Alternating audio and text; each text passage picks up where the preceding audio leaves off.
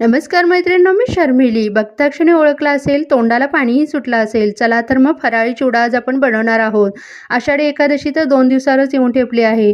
मस्त असा बटाटे चिवडा घरी करून बघा आणि सगळ्यांना आनंदित ठेवा. चला तर मग त्यासाठी इथे अर्धा किलो बटाटे घेतले आहेत.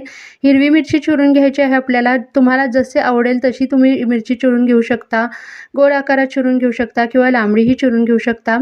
त्यानंतर आपण इथे साखर आणि मिठाचाही वापर केला आहे. गोडी साखर थोडीशी दळून घेतली होती आणि मीठ घेतलं आहे. पाववाटी शेंगदाणे घेतले आहेत. शेंगदाणे बाकीचं सगळं प्रमाण तुमच्या आवडीनुसार तुम्ही करू शकता. इथं अर्धा किलो आपण बटाट्याचा जो किस करून घेणार आहोत. साले काढून घेतलेल्या बटाट्याचा किस करून घेतला आहे. त्यानंतर मी एक 4 ते 5 वेळा ह्याला वेगवेगळ्या पाण्यामध्ये धुवून घेणार आहे. 2 बाउल घेतले आहेत, इथे दिसतच आहे. आणि दोन्ही बाउलमध्ये मी पाणी बदलत बटाटे छान असे पिळून घेतले आहेत.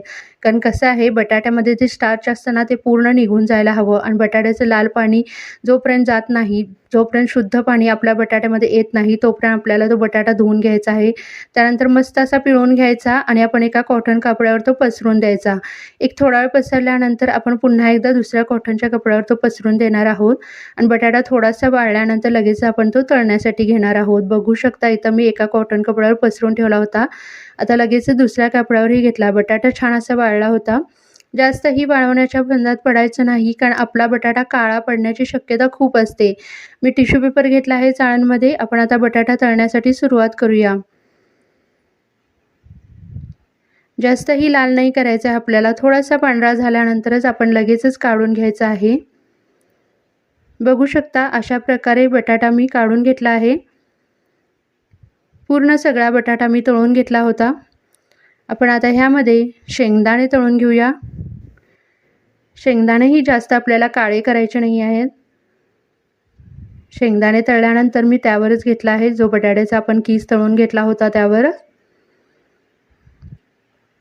आता आपण एक एक करून सर्व साहित्य तळून घेणार आहोत. मिरचीही तळून घेतली आहे. मिरची तळण्यासाठी थोडासा वेळ लागतो, कारण मिरची आतमध्ये पूर्ण भाजली जायला हवी. त्यानंतर मी इथं बेदाणे घेतले आहे. तुम्हाला बेदाणे आवडत असतील तर तुम्ही घेऊ शकता, नाही तरी तुम्ही स्किप करू शकता. आता आपण सर्व तळलेलं साहित्य घेतलं होतं. त्यानंतर आता मिठाचा वापर करूया. मी इथे 1 ते 1.5 चमचा मीठ घेतलं होतं आणि गोड्या साखरेचाही वापर करणार आहोत आपण. साखरेचं प्रमाण तुमच्या आवडीनुसार करू शकता तुम्ही. आपल्याला जर इतर वेळी खायचं असेल तर तुम्ही ह्यामध्ये आमचूर पावडरचाही वापर करू शकता. बघू शकता, चमच्याच्या सहाय्याने मी मस्त असं सर्व हलवून घेतलं होतं. आपण आता एकदा मस्त असं पाकडल्यासारखं करून घेऊया, कारण बटाट्याला पूर्ण सगळं लागायला हवं साहित्य.